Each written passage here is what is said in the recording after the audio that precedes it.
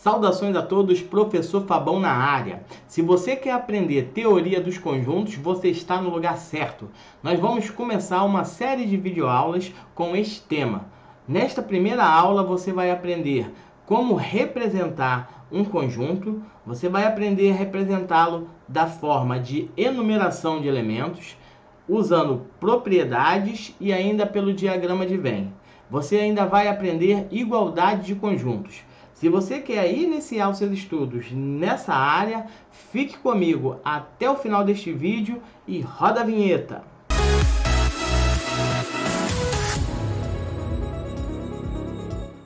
Hoje nós vamos estar estudando a teoria dos conjuntos. Como conceito inicial, nós vamos estar vendo os modos de representação, vamos estar vendo igualdade, diferenciação entre elementos e conjuntos. Observe na tela.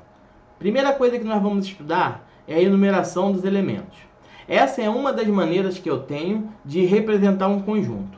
Então é muito simples, ó. Esse A aqui, ó, representa o nome do conjunto. Todo conjunto é representado por uma letra maiúscula. Aí, na enumeração, eu abro as chaves e vou botando os elementos um a um e separando por vírgula ou ponto e vírgula. Observe aí na tela, ó. 0, aí separei com a vírgula. 1, separei com a vírgula. 2, vírgula. 3, vírgula. 4, vírgula. Depois do sexto elemento, que é o número 5, eu coloquei as chaves para estar fechando aqui, ó. Aqui eu abri com chaves e aqui eu fechei com chaves, ok? Essa forma de representação, ela é usada quando eu quero conhecer cada um dos elementos. Mas nem sempre é assim que acontece. Às vezes eu vou estar trabalhando com conjunto e a única coisa que me interessa é a quantidade de elementos que tem nesse conjunto. Para isso, eu tenho uma forma de representar essa quantidade, que é isso aqui, ó. N, abre parênteses, coloco o conjunto ali dentro e fecho parênteses. Isso significa número de elementos do conjunto A. Nesse caso que nós estamos trabalhando, é 6. Ou seja, se você contar do 0 até o 5, você vai ter 6 elementos. Tranquilo? Vamos lá. Próximo aqui, ó. Nós temos agora a representação através de propriedade. É a representação através de uma característica específica. Vamos dar uma olhada aqui no nosso exemplo aqui, ó. Eu tenho aqui, ó, o A maiúsculo, que é o nome do meu conjunto. É a letra que eu escolhi para representá-lo. Agora eu vou ler o que está aqui dentro das chaves, ó. X tal que. Essa barrinha, ela significa tal que. E aqui do outro lado eu tenho um X novamente. Como que eu leio isso? Eu leio da seguinte forma, ó. X tal que X é natural menor que 6. O que eu estou querendo dizer com essa propriedade? Eu estou querendo dizer que os elementos desse conjunto são números naturais menores que 6. Como os números naturais vão de 0 até o mais infinito, então eu teria o 0, 1, 2, 3, 4 e 5. Já que são menores que 6, só vai até o 5. Tranquilo? Então, ó, próximo aqui embaixo, eu tenho o mesmo conjunto e a mesma propriedade. Só que agora, se você observar, eu não tenho nenhuma palavra escrita.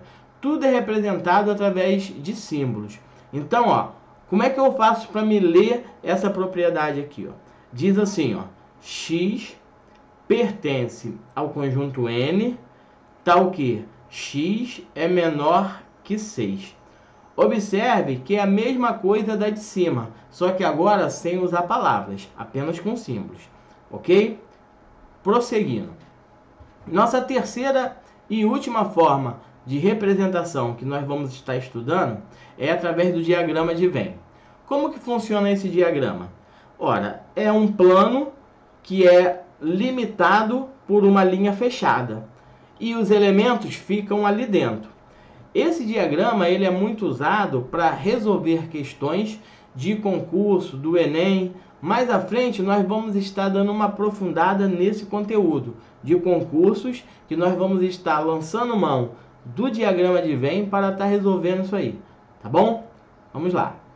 Próximo agora. Agora nós vamos ver igualdade de conjuntos.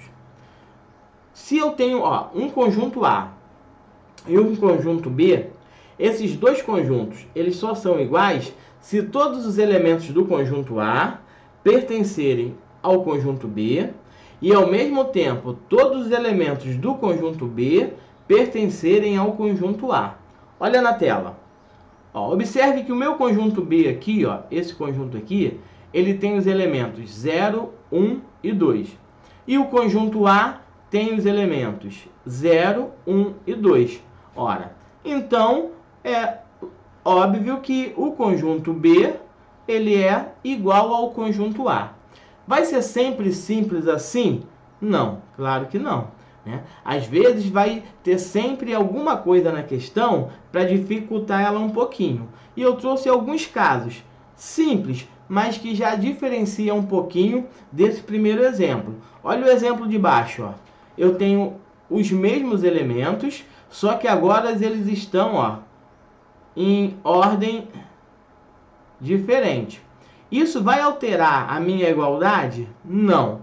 Desde que sejam os mesmos elementos, não altera. Então, nesse caso aqui, o meu conjunto C, ele é igual ao meu conjunto Y. Ok? Vamos lá, o próximo agora. Nesse próximo, quando eu olho para esses dois conjuntos aqui, eu sou levado ao erro. Por quê? Porque quando você vê aqui, 1, 2, 3, 4. E do outro lado, 1, 2, 3. Parece que um conjunto tem mais elementos que o outro. Só que isso não acontece. O que acontece é que o conjunto M, ele tem um elemento que se repete. Então, se você observar aqui, o 2, ele aparece aqui e ele aparece aqui. Então, na verdade, é apenas um elemento. É o elemento 2 que aparece duas vezes. Então, esse aqui também é um conjunto igual. Melhor, eles são um conjunto iguais.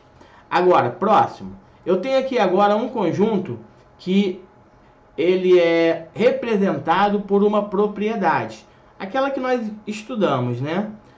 Eu tenho aqui x pertence aos naturais. Esse asterístico aqui significa sem o zero. É só você pegar o conjunto dos naturais e tirar o zero. Tranquilo? Só que x precisa ser menor que 3. O que seria menor que 3? Seria o 1, seria o 2. Apenas esses dois. Só que, olha quem eu tenho aqui do outro lado. O 1 eu não tenho, o 2 eu tenho, né? E o 4 eu também não tenho. Então aqui, eu tenho um exemplo de conjuntos que são diferentes. Vamos lá. Quinto e último exemplo aqui.